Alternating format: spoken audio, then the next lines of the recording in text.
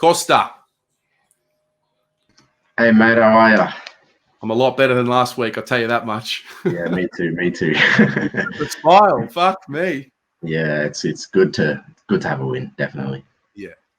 I think it was there were no illusions over whether we were the better team or not. We absolutely deserve that. Yeah. I mean, that's what we've been asking for, though, right? Like just a good 4-quarter performance, roughly. I mean, in that fourth, we kind of faded away a bit, but we fought back and didn't let them get away, which is something we've done in the past. So yeah, it was good. Yeah, I just think we really set the tone with the pressure. I mean, we said it before, 52 tackles in the first half, so you know they got it in them. Yeah, and you know they got it in them. There was no leaking in the corridor like there was last week. So what else did you see that maybe hasn't been spoken about yet?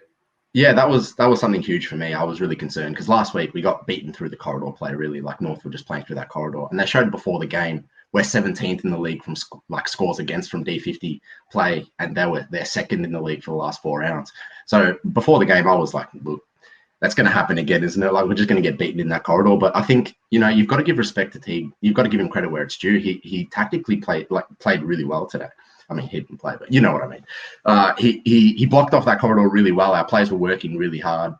Before the game, I don't think anyone's spoken about this. I saw your video passionately talking about Cripps, and I think he was huge in that fourth quarter.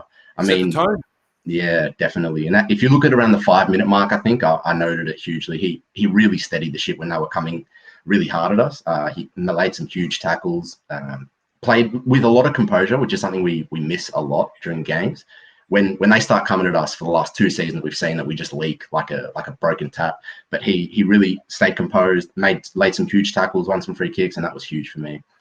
There was a moment I was writing down on my notes about Cripps where I knew it was a different mentality, and it might have been like in the first 5 or 6 minutes.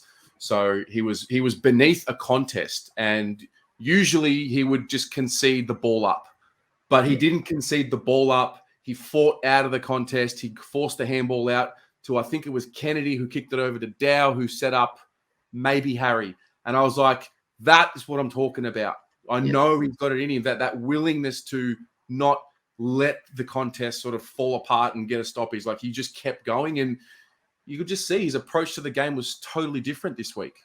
Yeah. And, we've spoken a lot about Cripps because we expect so much from him. I mean, he's shown us how good of a footballer he is, and he gets a lot of criticism. But I think what people don't really appreciate is that I reckon he's his own biggest critic. Like when he has bad games, I can guarantee you he's not sinking his head and just giving up and he's all about, like, I really think that he's the ultimate professional, and he bleeds for the jumper. He really does. I mean, you don't sign a 6-year contract if you don't fully believe in the group. So I think that was huge. And just to touch on JSOS, I mean, he's becoming my favorite player, really. Like, mate, it's huge. You can't. Yeah, let's not forget, like, yeah, less than 12 months ago, his dad was treated so poorly by our club, and I was really concerned before the year. I was like, how motivated is he going to be? Because, I mean, they put him on a stake to hang, really. It was terrible. Like, they blamed Ben and Jack for the reason why they sacked his dad. But the maturity of him to get over that and come into this season and play the way he has, he's faced so much adversity as well with his shoulder and getting concussed, and he just always finds a way to play with heart and soul. Like, and that's something that not a lot of players play with now when you watch Carlton. I mean, he consistently every single week, you can never doubt his effort. He's there to play. And today he had 25 touches playing in the ruck. Sure, he couldn't win the hit-outs. That's not what we expect from him, but we expect effort. And to have 25 touches playing in the middle, like that, I think he was our second most disposal getter. That's incredible. I mean, yeah. We expected him to be kind of like a journeyman, like take a few marks, but he's elevated himself, and that's what we've been asking for, right? Like we've talked about that void between the best and the rest of the pack, and he's starting to edge himself up there a bit. I mean, maybe I'm getting a bit too excited, but I really think he can be like an A-grade footballer in the role that he's playing. I mean, he will never be like a Paddy Cripps or a Sam Walsh, but for his role, he played it spectacularly, and I think he's been consistent in that this season. So I'm really, really happy with his game. Yeah, spot on, mate. Spot on. Very well said, as always, mate. We love having you on here. Thanks, mate. I appreciate it. All right. Well, listen, enjoy your weekend, knowing that you don't have to stress about what's going to happen on Saturday or Sunday because it's a win. No. It's an eased anxiety weekend this weekend. Yeah. A little bit more of a relief for us this week. Enjoy, mate, and I'll speak to you soon. Awesome, bro. Take it easy.